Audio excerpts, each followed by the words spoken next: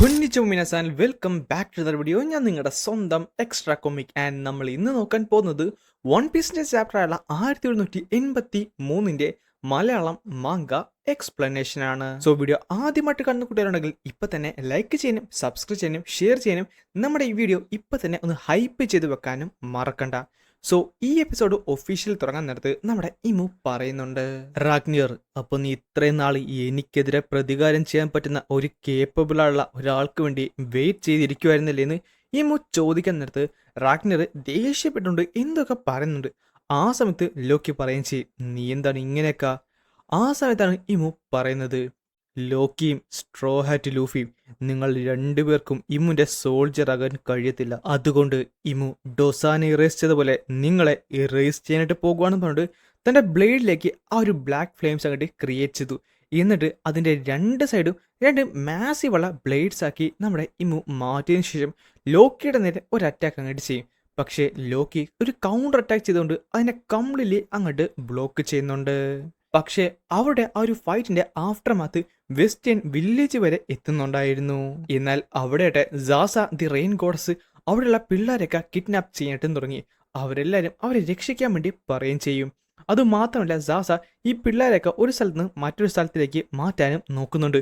നാശം വിട്ടുകൊടുക്കാൻ പാടില്ല, നമ്മളവരെ രക്ഷിച്ചതേ ഉള്ളൂ, നമ്മുടെ പിള്ളേരെ നമുക്ക് രക്ഷിക്കണമെന്നുണ്ട്. അവരെല്ലാവരും എഴുന്നേറ്റു.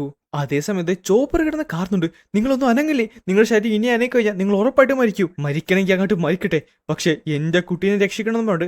അവരായിട്ട് സാസായിട്ട് ഫൈറ്റ് ചെയ്യാനായിട്ട് തുടങ്ങിയിട്ടുണ്ട്. അവരെല്ലാവരും തന്നെ ഫൈറ്റ് ചെയ്യാനായിട്ട് തുടങ്ങി. 7 ബ്രാഡ്സിന് മാത്രമേ കുട്ടികളല്ലേ, സാസ എന്തായാലും കിട്ടിയത് മതി, ബാ നമുക്ക് പോകാം. ഈ സമയത്ത് സാഞ്ചി അവിടേക്ക് പാഞ്ഞ് വരുന്നുണ്ടായിരുന്നു. പിന്നെ കാണിക്കുന്നത് നമ്മുടെ ഇമ്മുന്റെ അറ്റാക്കിന് ശേഷം നമുക്ക് ആ ഒരു ഗുങ്കോന്റെ ആ ഒരു ഐസാണ്. പക്ഷെ അതിന് ചെറിയൊരു ക്രാക്ക് പോലും പറ്റിയില്ലായിരുന്നു. പെട്ടെന്നാണ് ഉസോബ പറയുന്നത്, ബ്രോക്ക്, ആ ഒരു സ്ത്രീ അവളെ നിനക്കറിയാവോ? സത്യം പറഞ്ഞാൽ അതുകൊണ്ടാണ് ഞാൻ പെട്ടെന്ന് അതിൻ്റെ അടുത്തേക്ക് തലയിട്ടത്, വലിയ സീരിയസ് ആയിട്ടുള്ള കാര്യമുണ്ടാവും. ആ സമയത്ത് ഞാൻ മീൻ ചോദിക്കുകയും ചെയ്യും, അല്ല ബ്രോക്ക്, നിനക്ക് അവൾ അറിയാവോ? അവൾ നിന്റെ ശത്രുവല്ലായിരുന്നോ?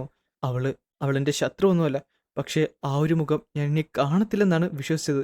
അങ്ങനെ വിശ്വസിച്ചിരുന്നുകൊണ്ട് പെട്ടെന്ന് അത് കണ്ടപ്പോൾ എൻ്റെ കയ്യിൽ നിന്ന് പോയതാണ്. ഞാൻ പറയുന്ന ആൾ തന്നെയാണ് അവളെങ്കിൽ അവൾക്കിപ്പോൾ ഏകദേശം 77 വയസ്സുണ്ടാകേണ്ടതാണ്. അപ്പൊ പിന്നെ അത് ആയിരിക്കത്തില്ലല്ലോ, അവിടെ ഒരു സെലസ്റ്റിയൽ ഡ്രാഗൺ അല്ലേ? അതെ, പക്ഷെ അവസാനമായി ഞാൻ അവളെ കണ്ടപ്പോൾ എന്റെ ഹോം കിങ്ഡത്തിലെ ഒരു പ്രിൻസസ് ആയിട്ട് മറീജീസിലേക്ക് പോകുകയായിരുന്നു. പെട്ടെന്നാണ് ഫ്രാങ്ക് ഇവിടേക്ക് ഓടി വരുന്നത്. ബ്രോക്ക്, അത് ഇപ്പോഴും സോളിഡ് ആയിട്ട് തന്നെയുണ്ട്, അവൾക്ക് ഇപ്പോൾ ജീവനുണ്ടോ ഇല്ലയോ എന്നൊന്നും പറയാൻ പറ്റത്തില്ല, പക്ഷെ അതെന്തായാലും സോളിഡ് ആയിട്ട് തന്നെയാണുള്ളത്. അല്ല, അപ്പോൾ അവൾ സെലസ്റ്റിയൽ ഡ്രാഗൺ ആണോ? എന്താണ് സംഭവിച്ചത്? എന്തൊക്കെയാണെങ്കിലും അവൾ എൽബഫിനെതിരെ തിരിഞ്ഞാണ്, അത് മറക്കല്ലേ, അത് സത്യം തന്നെയാണ്. പക്ഷേ അവളാണ് നമ്മൾ അഴിച്ചു വിട്ടത്. യെസ്, നമ്മൾ ഫ്രീ ആയെന്ന് പറഞ്ഞിട്ട് ഉസോപ്പ് നേരത്തെ കിടന്ന് കാണുന്നുണ്ട്, പക്ഷേ അത് ഗുങ്കോ ചെയ്തതായിരുന്നു. എന്തിനാണ് അവളത് ചെയ്തതെന്ന് എനിക്ക് മനസ്സിലാവുന്നില്ല. ബ്രോക്ക്, ഓടി രക്ഷപ്പെടാനായിട്ട് നോക്ക്. അതിനർത്ഥം അവൾ എന്നെ റെക്കഗ്നൈസ് ചെയ്തെന്നല്ലേ? പക്ഷേ അടുത്ത നിമിഷം തന്നെ അവൾ വീണ്ടും ഒരു ഡെവിലായിട്ട് മാറി. ചുരുക്കം പറഞ്ഞാൽ 3 പേഴ്സണാലിറ്റി ഒരു ശരീരത്തുള്ളതുപോലെയാണ് എനിക്ക് തോന്നിയത്. എന്നാൽ അവളുടെ ഒരു ഒറിജിനൽ പേഴ്സണാലിറ്റി അതെനിക്ക് മനസ്സിലാകുകയും ചെയ്തു. അല്ല, അവളെ എങ്ങനെ ആരെങ്കിലും കൺട്രോൾ ചെയ്യുന്നതാണോ? സത്യം പറഞ്ഞാൽ ഞാൻ വിശ്വസിക്കത്തില്ലായിരുന്നു, പക്ഷേ അതൊരു ഹൈ ഉള്ള പോസിബിലിറ്റി തന്നെയാണ്. നമ്മൾ തന്നെ കണ്ടതാണ് എൽബഫിലെ പലരെയും ഡീമൺസ് ആയിട്ട് മാറിയത്. ഈ സമയത്ത് ജിംബെ പറയും ചെയ്യും, എന്നോട് ക്ഷമിക്കണം ബ്രോക്ക്, പക്ഷേ ഒരു കാര്യം പറയട്ടെ, ഈ സമയത്ത് അവളെ കൊല്ലണോ വേണ്ടതെന്ന് എത്രയും പെട്ടെന്ന് തീരുമാനിക്കണം, അത് നീ പറയുന്ന അനുസരിച്ചായിരിക്കും. അപ്പോഴാണ് ബ്രോക്ക് കരഞ്ഞുകൊണ്ട് പറയുന്നത്, എനിക്കറിഞ്ഞൂടാ, അത് വർഷങ്ങൾക്ക് മുമ്പാണ്, എൻ്റെ ചെറുപ്പകാലത്ത് ആ ഒരു സ്ഥലം, ദി എസ്പെറ കിങ്ഡം, അവിടെ വെച്ചാണ് അതെല്ലാം തന്നെ. ആ ഒരു കൺട്രി ശരിക്കും മ്യൂസിക്കിനാൽ നിറഞ്ഞതായിരുന്നു, അവിടെയായിരുന്നു ഇൻസ്ട്രുമെന്റ്സ് ഒക്കെ ഉണ്ടായിക്കൊണ്ടിരുന്നത്. അതിനുശേഷം നമ്മളൊരു ഫ്ലാഷ് ബാക്കിലേക്ക് കടക്കുകയാണ്. ഏകദേശം 70 വർഷങ്ങൾക്ക് മുമ്പ് വെസ്റ്റ് ബ്ലൂ രാവിലെ 4 മണി ആയിട്ടുള്ളൂ. ആ സമയത്ത് തന്നെ ഒരുത്തൻ മൈക്കൊക്കെ ടെസ്റ്റ് ചെയ്യുന്നുണ്ട്. അപ്പൊ എങ്ങനാ, എല്ലാരും എണീക്കല്ലേ, ഇതൊരു പുതിയ തുടക്കമാണ്, എല്ലാരും സന്തോഷത്തോടെ എണീക്കേ, ഗുഡ് മോർണിംഗ് എന്ന് പറഞ്ഞിട്ട് അവൻ കിടന്ന് കാറുകയാണ്. സോ ഗുഡ് മോർണിംഗ് എസ്പെറ, എല്ലാരും സന്തോഷത്തോടെ കൂടി ഇരിക്കുവാണല്ലോ. നാശം, ഇന്നലെ അടിച്ചെന്റെ കെട്ടുപോലും ഇറങ്ങിയിട്ടില്ല, അതൊക്കെ എന്തായാലും പിന്നെ പറയാം, പക്ഷേ നമുക്ക് എല്ലാവർക്കും ഒന്ന് അടിച്ചു പൊളിക്കണ്ടേ. ഈ സമയത്ത് ഒരു കൊച്ചുകുട്ടി കണ്ണും തിരുമി എഴുന്നേറ്റ് പറയും ചെയ്യും, ബ്രോ ഗുഡ് മോർണിംഗ്. പോർട്ടിലുള്ള എല്ലാവരോടും അരീനയിലുള്ള എല്ലാവരോടും എല്ലാവർക്കും എനിക്ക് ഒന്നേ പറയാനുള്ളൂ, ഞാൻ ഇന്നായിരിക്കും ഒരു മനോഹരമായ മെർമെയ്ഡിനെ കാണാൻ പറ്റുന്നുണ്ട്. ബ്രോക്ക് അവിടെ കിടന്ന് ചാടിക്കൊണ്ട് കാറിക്കൊണ്ടിരിക്കുവാണ്. ഈ സമയത്ത് കുറച്ചു പേരൊക്കെ അവന് തെറി പറയുന്നുണ്ട്, കുറച്ചു പേർക്ക് അവനെതിരെ നിൽക്കുന്നുണ്ടെങ്കിലും കുറച്ചു പേർക്ക് ബ്രോക്കിന്റെ ഈ സംസാരം, ഈ ഒരു പാട്ടും ഈ ഒരു അനൗൺസ്മെന്റ് ഒക്കെ ശരിക്കും ഇഷ്ടമായിരുന്നു. അതായിരുന്നു ദി എസ്പെറിയ കിങ്ഡം. അവിടെയാണ് ഈ മ്യൂസിക്കൽ ഇൻസ്ട്രുമെന്റ് ഒക്കെ ക്രിയേറ്റ് ചെയ്തുകൊണ്ടിരുന്നതും. പിന്നെ കാണിക്കുന്ന എസ്പീരിയുടെ പാലസ് ആണ് ദി ബറാക്സ്. ക്യാപ്റ്റൻ, ഇനി താങ്കൾ ഞങ്ങളെ ഷിഫ്റ്റ് സ്ലാഷ് ആണോ പഠിപ്പിക്കാൻ പോകുന്നത്? പക്ഷെ താങ്കൾ എപ്പോഴും പ്രിൻസസ് ഷൂറിയുടെ കൂടെയാണല്ലോ. എന്ത് നാണക്കേടാണ്. എനിക്ക് പറയാവുന്ന എല്ലാം തന്നെ പറഞ്ഞു തന്നില്ലേ. പക്ഷെ നിങ്ങൾ ബേസിക് പോലും പഠിക്കാതെ ഈ കിടന്ന സ്വപ്നം കണ്ടിട്ട് വല്ല കാര്യമുണ്ടോ? അതിനുശേഷം അവനായിട്ട് ഒരു കൊച്ചു പെൺകുട്ടിയായിട്ട് നടക്കുകയായിരുന്നു. അവർ പറയും ചെയ്യും, അല്ല ഇന്ന് ഡിന്നറിന് എന്തായിരിക്കും? എന്തായാലും വേറെ നിറച്ച് കഴിക്കാൻ പറ്റുന്നൊക്കെ പറഞ്ഞിട്ട് ആ ഒരു കൊച്ചു പെൺകുട്ടി കാറിക്കൊണ്ടിരിക്കുകയാണ്. അത് മാത്രമല്ല ഇന്ന് ബിങ്സൊക്കെ പാടും എന്നൊക്കെ പറയുന്നുണ്ട്. പിന്നെ കാണിക്കുന്നത് നമ്മുടെ ബ്രോക്കിനെയാണ്. 20 വയസ്സുള്ള Brock rider captain guard corps of the Esperia ആയിരുന്നു. അതേപോലെ തന്നെ അവന്റെ കൈയും പിടിച്ചുകൊണ്ട് 7 വയസ്സുള്ള പ്രിൻസസ് ഷൂറി, അവൾ എസ്പീരിയയിലെ ആ ഒരു പ്രിൻസസ് ആയിരുന്നു. അവരെ രണ്ടുപേരെയും കാണാൻ സാധിക്കും. അവരായിട്ട് ഒരു പാട്ട് പാടിക്കൊണ്ട് അവിടേക്ക് നടന്നു വരികയായിരുന്നു.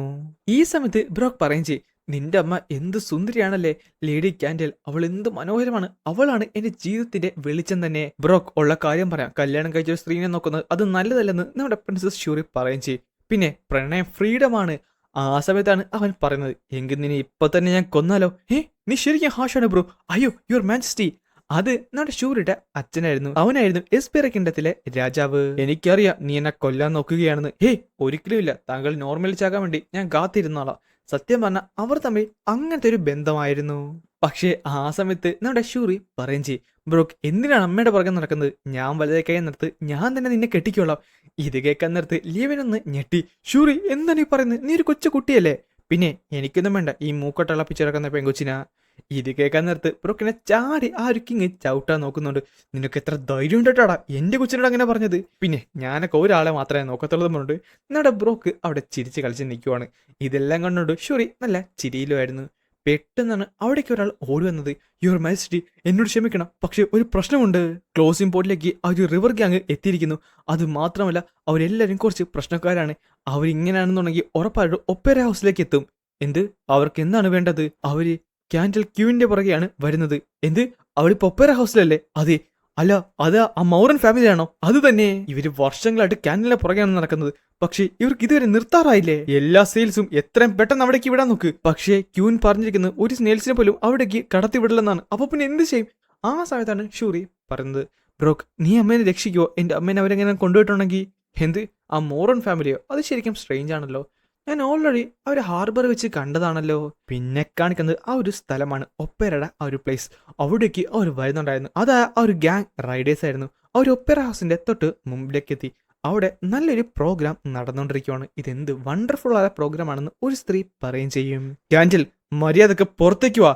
ഡോൺ മുറാൻ പറഞ്ഞിട്ടുണ്ട്, നീ വന്നില്ലെങ്കിൽ നിന്നെ ഷൂട്ട് ചെയ്തോളാൻ. ഇന്ന് നമ്മൾ ഇതൊക്കെ തന്നെ നിർത്താൻ പോകുകയാണ്. പിന്നെ ഞങ്ങളുടെ ബോസിന് നിന്നോടുള്ള പ്രണയം അത് വലുതാണ്, അത് നീ മനസ്സിലാക്കിക്കോണം. നീ എങ്ങാനും പുറത്തേക്ക് വന്നില്ലെങ്കിൽ ഈ തിയേറ്റർ തന്നെ ഞങ്ങൾ കത്തിക്കുന്നുണ്ട്. അവരോടെ കിടന്ന് വലിയ പ്രശ്നങ്ങൾ ഉണ്ടായിക്കൊണ്ടിരിക്കുവാണ്. ബ്രോ നീ എന്ത് ചെയ്യണം? എന്തെങ്കിലും മൈ റോയൽ ബ്രോ, നീ എന്തിനാണ് കിടന്ന് വിഷമിക്കുന്നത്? നിനക്കറിയല്ലോ ക്യൂൻ ശരിക്കും സ്ട്രോങ്ങർ ആണ്, അതുകൊണ്ട് ചില്ലാകാൻ നോക്ക്. അത് മാത്രമല്ല അവർക്ക് എന്തായാലും അവിടെ ഒന്നും ചെയ്യാൻ പറ്റത്തില്ല. പക്ഷെ അവർക്ക് മനസ്സിലാകാത്ത ഒരു കാര്യമുണ്ട്. ഞാൻ ഓൾറെഡി പോർട്ടിൽ വെച്ച് അവരെ കണ്ടപ്പോൾ ഞാൻ അവരെ ഓൾറെഡി സ്ലൈസ് ചെയ്ത് കളഞ്ഞിരുന്നു. അടുത്ത സെക്കൻഡ് അവർ ഞെട്ടിയേയും പിന്നെ കാണുന്നത് ആ ഒരു ഗ്യാങ് മെമ്പേഴ്സ് എല്ലാവരും തന്നെ അറ്റ് നിലത്തേക്ക് വീഴുന്നതാണ്. അതായത് ബ്രോക്ക് അപ്പ ചെയ്ത അറ്റാക്ക് ഇപ്പോഴാണ് പുറത്തേക്ക് വന്നത്. അതിനുശേഷം അവരെല്ലാവരും തന്നെ നേരെ നിലത്തേക്ക് വീണ് അവർക്കാർക്കും എഴുന്നേക്കാൻ പറ്റുന്നില്ലായിരുന്നു. അവിടെ ഉണ്ടായിരുന്ന എല്ലാവർക്കും ഒരു കാര്യം മനസ്സിലായി, അത് ദ 3 പേസ് ഹം നോച്ച് സ്ലാഷ് ആണ്, അത് ബ്രോക്കിന്റെ ആണെന്ന്.